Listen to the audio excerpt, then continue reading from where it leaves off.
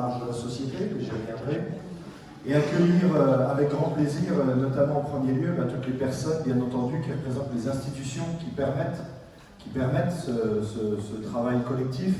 Et je dirais d'ailleurs que une des fiertés de il y en a beaucoup des fiertés dans ce projet, mais une des fiertés, c'est d'être en mesure d'aligner, je dirais, toutes les institutions qui, pour le coup, c'est pas la première fois et c'est pas la dernière fois, mais travaillent véritablement dans le même sens, mais sur un projet qui ne coulait pas forcément de source, qui n'était pas forcément évident à appréhender sur le plan psychologique et par rapport aux représentations qu'on peut avoir de l'emploi, de l'accès à l'emploi et de l'égalité des chances.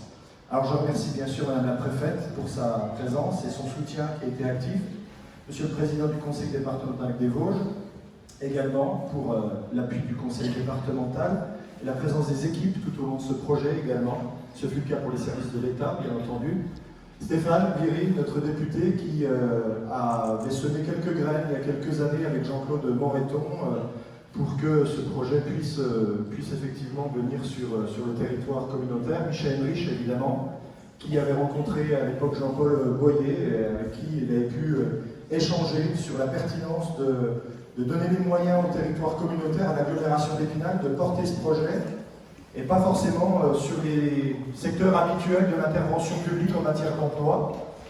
Bien sûr, Thierry Gaillot, qui est le président de l'association Territoire Zéro Chômeur de longue durée, qui y croit depuis le début. Jean-Paul Boyer, un des piliers fondateurs dans l'équipe de rugby, c'est celui qu'on met au milieu dans le hall.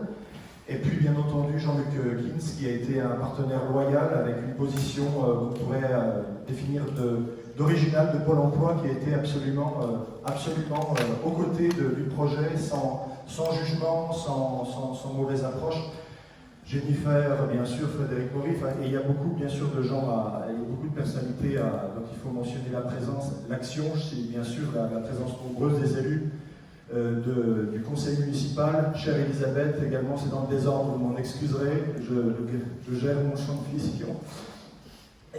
Elisabeth, qui a été également très très proche de nous dès le départ de ce projet, qui a permis des déclenchements de financement sans lesquels nous n'en serions pas là. Et c'est l'illustration, tout ce que je viens de dire, si vous voulez, d'un môle de rugby, d'une équipe soudée pour l'égalité des chances, pour un nouveau regard sur les gens, et notamment ceux qui ont eu, pour des raisons qui sont les leurs, un certain nombre de difficultés dans leur parcours.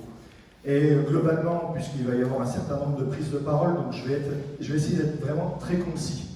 Très concis, parce qu'évidemment aujourd'hui l'essentiel c'est la signature des 30 CDI, trentaine de CDI aujourd'hui, pour les personnes qui dans cette aventure s'engagent parfois depuis quelques semaines, parfois depuis quelques mois et depuis parfois quelques années.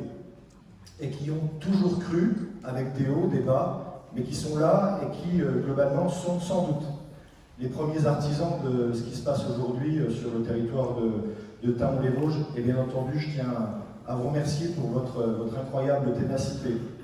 Parce qu'en dehors du fait d'obtenir aujourd'hui un contrat, vous nous aidez à changer un peu les angles de vue. Vous nous aidez à changer la perception des gens qui, à un moment donné, pour des raisons, comme je le disais tout à l'heure, qui sont des raisons qu'on rencontre souvent, des ruptures, des handicaps qui n'étaient pas subis dès la naissance, qui ont pu apparaître parfois par les circonstances de la vie, des échecs, des doutes, et bien encore d'autres aléas.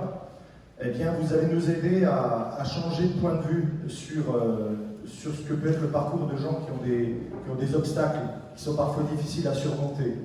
C'est pas qu'on a affaire, et je ne crois pas, parce que compte tenu de ce que vous avez déjà démontré, vous avez montré l'inverse. On n'est pas face à des gens faibles, on n'est pas face à des gens qui ont attendu que le temps passe. C'est simplement à un moment donné la capacité de vous offrir et d'offrir à la population générale les conditions d'un épanouissement et les conditions d'une marche en avant. Et c'est la seule chose que je voudrais en fait finalement dire aujourd'hui, c'est que j'en ai plutôt marre dans une ville qui vote à 60% à peu près pour le Rassemblement national pour ce qui concerne les suffrages exprimés. On ne peut pas accepter davantage qu'on nous dise oui, il n'y a qu'à travailler, il y a du boulot pour tout le monde, RSA, salaud de feignants, cette bande de chômeurs qui ne veulent rien faire. Moi je pense à l'inverse et je continue à le penser, et je le pense plus que jamais, et même si même si ce n'est pas toujours paru comme ça évident, c'est que, à l'inverse, notre société a trop, sans doute, construit l'exclusion en te faisant passer pour quelqu'un qui était en marge parce que tu n'avais pas de boulot. Tu n'avais pas de boulot, donc tu n'avais pas ta place dans la société.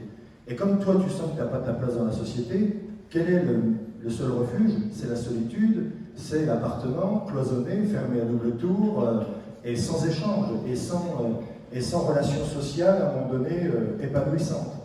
Ce n'est pas le cas pour chacun et chacune d'entre vous, parce que certains ont été bénévoles dans les clubs, certains ont été engagés bénévoles par ailleurs, d'autres sont des acteurs du territoire qu'on connaît et qu'on a identifié. Chacun a son parcours individuel, chacun a sa vie. Mais si on peut en retenir quelque chose, c'est que quand on accepte à un moment donné de regarder les gens comme ceux qu'ils sont, pour ceux qu'ils sont réellement, et pas simplement comme on aimerait qu'ils soient, hein, il y a 2000 emplois disponibles sur un tel territoire, il y a 2000 chômeurs, il n'y a qu'à les mettre sur les emplois disponibles. On a bien vu que ça ne fonctionnait pas, on a bien vu que c'est pas comme ça que fonctionne le marché de l'emploi, c'est pas comme ça que fonctionne l'insertion. Donc on est quand même particulièrement content d'éprouver cette expérimentation, puisqu'on parle bien de territoire zéro chômeur de longue durée.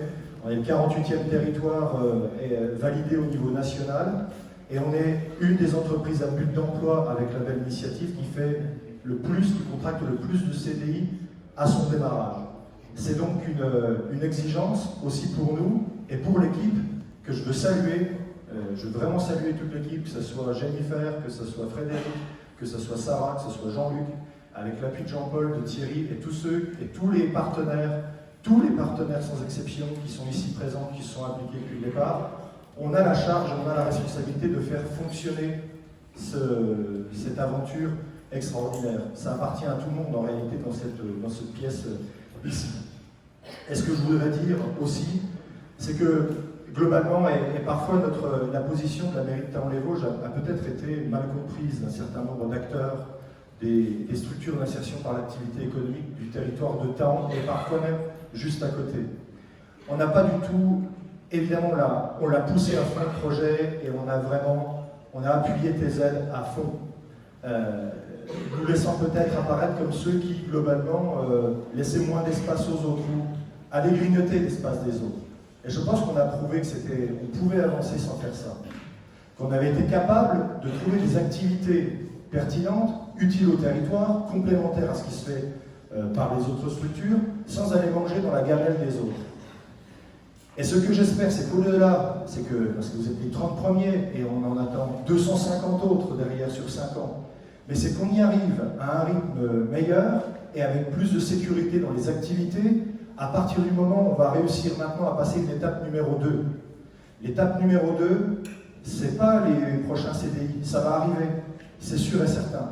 L'étape numéro 2, et c'est vraiment le souhait que nous souhaitons vraiment porter, et notamment en lien avec Dominique Marquer et Cathy Bougel, dont je veux saluer l'incroyable boulot qu'elles ont pu faire aussi dans cette expérimentation, pour que cette expérimentation puisse se faire, c'est qu'on puisse fédérer les structures d'insertion par l'activité économique, pour ne pas les nommer, Vosges TLC, Jardin de Cocagne, l'association Espoir, le Lavoir d'Espoir, l'EBE, avec l'équipe projet, pour véritablement avoir une approche territoriale, une véritable approche territoriale, mais ensemble, une sorte de laboratoire territorial de l'IAE, de l'ESS, pour qu'on puisse maintenant être mieux à l'écoute de tous les besoins et de toutes les idées d'où elles puissent venir. Parce que c'est ainsi qu'on arrivera non seulement à créer de nouvelles activités utiles sur le territoire, mais c'est aussi comme ça qu'on améliorera les parcours de chacun. Parce qu'il faut qu'on arrive à tisser les passerelles entre les différentes structures, et ça c'est un manque aujourd'hui, un peu partout en France sans doute, mais en l'occurrence à Thaon-les-Vosges, alors qu'on est sans doute la ville la mieux couverte en taux de présence de structures, en nombre d'encadrants, en nombre de CDDI. Je pense qu'on est une des communes les mieux dotées, alors des Vosges, de France, je ne sais pas, mais en tous les cas, pour une commune semi-rurale, semi-urbaine, c'est presque du jamais vu. Donc notre responsabilité maintenant, c'est d'éviter la dispersion et c'est de générer encore plus de coopération. On a lancé un état des lieux d'ailleurs récemment, toutes les structures ont accepté d'y participer. Et courant mai, on va proposer à tout le monde de se retrouver autour de la table pour disposer d'outils communs, pour avoir un dialogue, un discours commun, et puis générer de nouvelles activités porteuses pour le territoire, parce qu'on le croit, et c'est ni Stéphane ni Michel qui me diront l'inverse, On est convaincu du potentiel d'emploi et d'activité encore mobilisable sur les territoires pour le développement économique. Là où, dans nos territoires, c'est un levier exceptionnel de création de valeur et de richesse. Donc on peut être dans le schéma de l'insertion et on peut créer de la richesse. Hier soir, nous visitions Vosges TLC, 3 millions de chiffres d'affaires, entreprise d'insertion, dont la vocation première est de réinsérer les gens. Donc l'un n'est pas incompatible avec l'autre. Donc je n'en dirai pas plus pour pouvoir distribuer la parole et ne pas en laisser un peu à chacun, effectivement. Je voudrais simplement terminer avec des choses que j'ai pu lire ces dernières heures et ces derniers jours sur les réseaux sociaux. On y trouve à boire et à manger, mais j'ai lu un certain nombre de déclarations de vous, messieurs, dames, qui allez signer un CDI dans quelques instants.